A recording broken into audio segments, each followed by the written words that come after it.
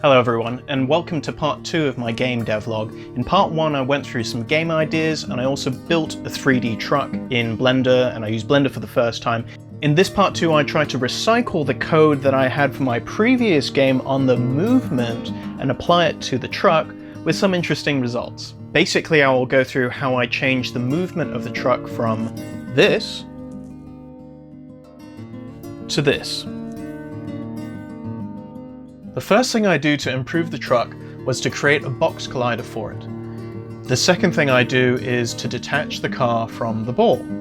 I wanted to recycle the code I had from the red ball movement from the previous Brackeys tutorial and game I made, instead of doing anything too complicated. I wanted to see if that could work. I then wrote a very basic script to link the transform positions of the wheels to the chassis of the truck, with some very weird results.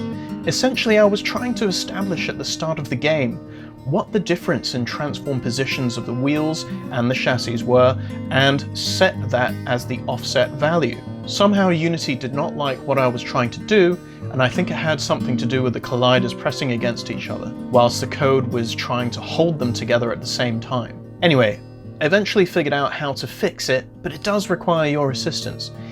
You see that like button? You've just got to press that. Okay, well, in all seriousness, there was a rather easy workaround of simply making the wheels apparent to the chassis of the car. This appeared to work quite well. Now, the next thing was, I did recycle the code for the red ball by applying it to the wheels of the car.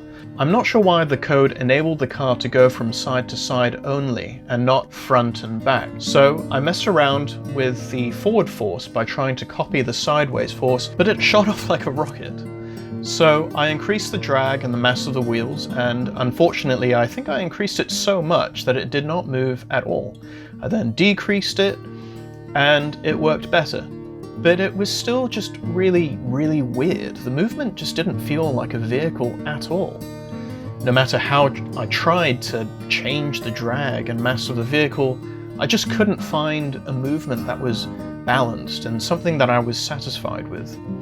I wanted to group the wheels and the chassis objects together as children of a game object called truck, to see if I could balance out the mass of the wheels and the mass of the chassis and fix the weird movement. Then I came across something quite strange where the box collider for the truck reached far lower than the truck itself and forced the truck to pop up when the game started. I'm not sure how this occurred, but it may have been just some carelessness. The collider for the chassis becomes a bit complicated when I need to adapt it to the extruded trailer at the back of the truck.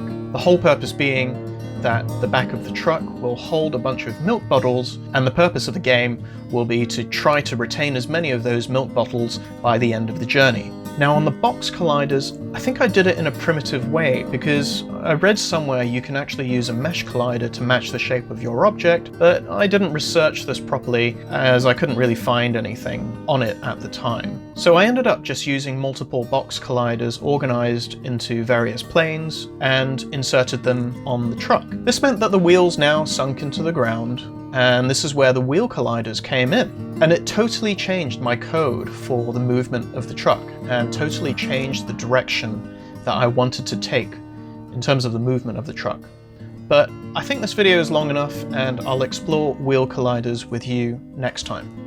I'm really enjoying this process of trial and error, and really just sticking to a vision and trying to execute it in any way possible, whether it means trying to mess around with the code or doing more research on how certain 3D models work.